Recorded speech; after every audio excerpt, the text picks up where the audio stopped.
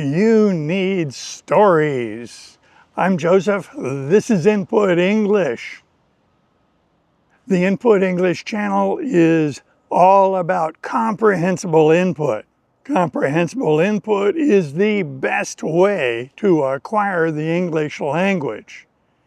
If you can understand what I am saying, and if you can follow the story, then you will learn English. It's very gradual, but it works, and it works well. This is not a new idea, and it's not crazy. This is the way humans have successfully learned languages for thousands of years. This is not a gimmick. It's not a trick. It is integral to the human experience over thousands of years. If you're new to comprehensible input, I have a lot of videos on a playlist that cover important topics in the use of comprehensible input. I started with this statement, the bold statement that you need stories. I stand by that. You do need stories because we all need stories. Stories are a part of the human experience, and that has been true for many thousands of years. As humans evolved, we developed the vocal apparatus to create very complex sounds, and that we have used to develop various languages.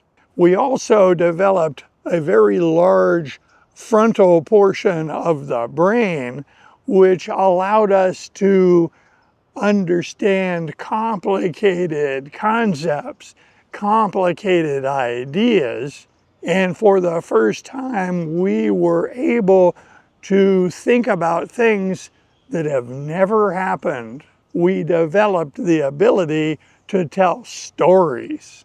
Over many millennia, storytelling has been used by various societies around the world for many reasons. Storytelling is very entertaining. Everyone loves to hear a good story. Movies and television series are stories. Frequently, songs are stories.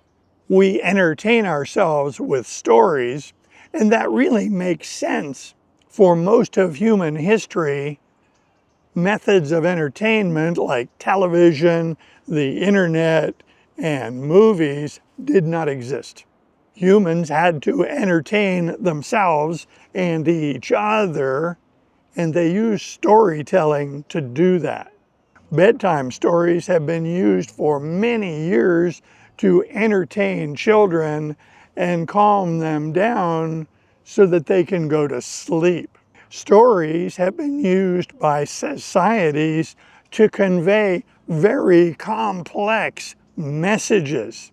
Stories are a way of communicating ideas like love, hatred, anger, honesty, dishonesty, greed.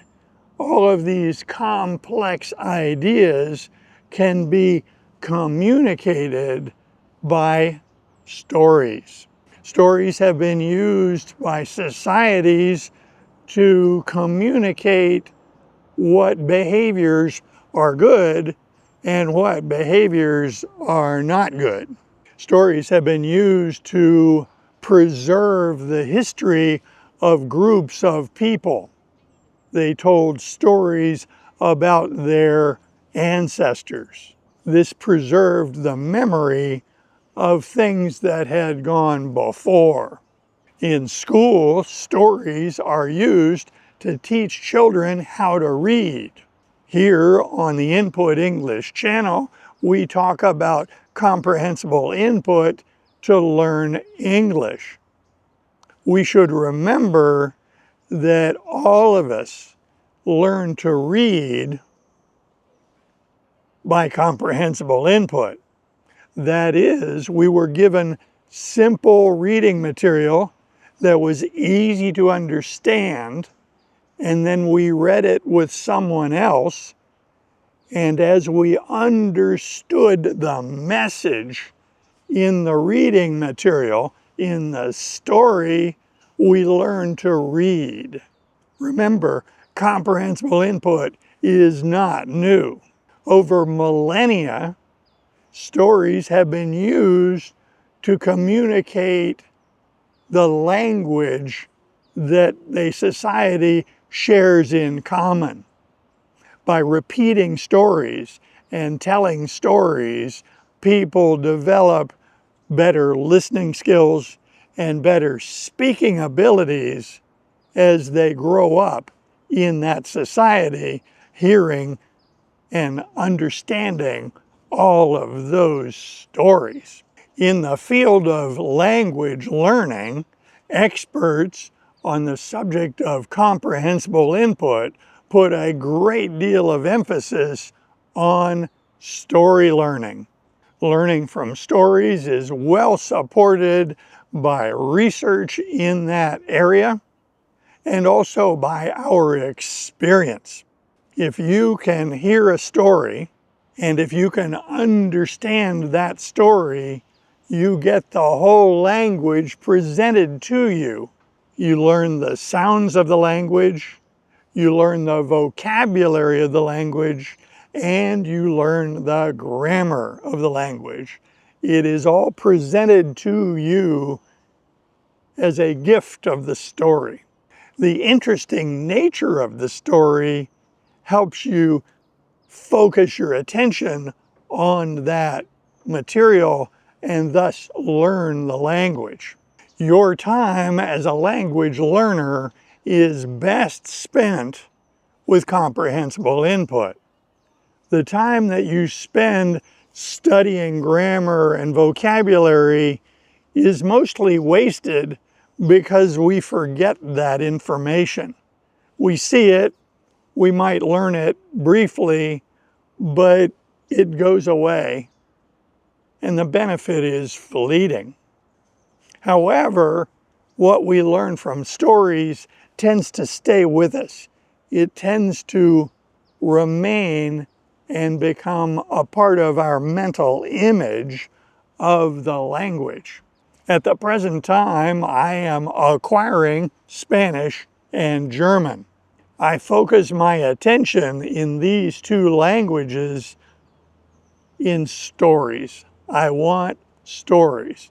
I want stories that are easy enough for me to understand, but interesting enough that I pay attention without becoming bored. A boring story is of little value. An interesting story will pull you in, and then you will find it easy to focus your attention on the story. That's where the magic happens. That's where your learning is optimal. At this point, there is a bit of a balance. More complex, interesting stories may be harder to understand. Simple, easy stories may be boring. Everybody's different. I, for one, can't watch children's cartoons to learn languages. I can't focus my attention on the story because it's too simple, not interesting, and my mind just takes off. If the story is too complex, but potentially interesting, that's a story I put off for a later time. I'm looking for that sweet spot in this balance between easy and difficult so that the story is interesting. This is why I create stories on the Input English channel. This channel has a lot of stories. Some of them are true stories about me and my past. Others are fictional stories that I have created for content for this channel. I try to make these stories multi-layered. I try to make them simple enough that people can understand them, but complex enough that people can discover interesting things embedded in the story. One of our challenges as language learners is that we tend to compare our experience learning our new language with comprehensible input as opposed to our experiences we had in school. In school, it was easier to see progress because we would take exams, we would get grades, and we had other people with whom we could compare our progress. With comprehensible input, that sense of progress is so gradual that it is frequently imperceptible. We just don't notice that we're making progress. For this reason, it is wise to keep track of the number of hours that we put into this effort. Since I started using comprehensible input, I have kept records of how many hours of Spanish input I have absorbed and how many hours of German input I have absorbed. Knowing how many hours one has is helpful to understand, in general terms, that progress has been made. If you would like to make a lot of progress in your listening comprehension in English, I would recommend that you go to the videos in the library of this channel. There are over 440 videos, most of which are at the intermediate level. Advanced input in English is easy to find on the internet. Beginner material is difficult to make, and it may be boring for people at the intermediate level. Since millions of people around the world have studied English in school, it appears that there is a huge need for intermediate level input. On this channel, you can find well over 100 hours of comprehensible input at that intermediate level. Many of those videos are in the form of stories that I am telling. Based on evidence, your time is very well spent listening to stories, understanding them, and thus acquiring your target language. If you have not yet subscribed to this channel, please hit that free subscribe button.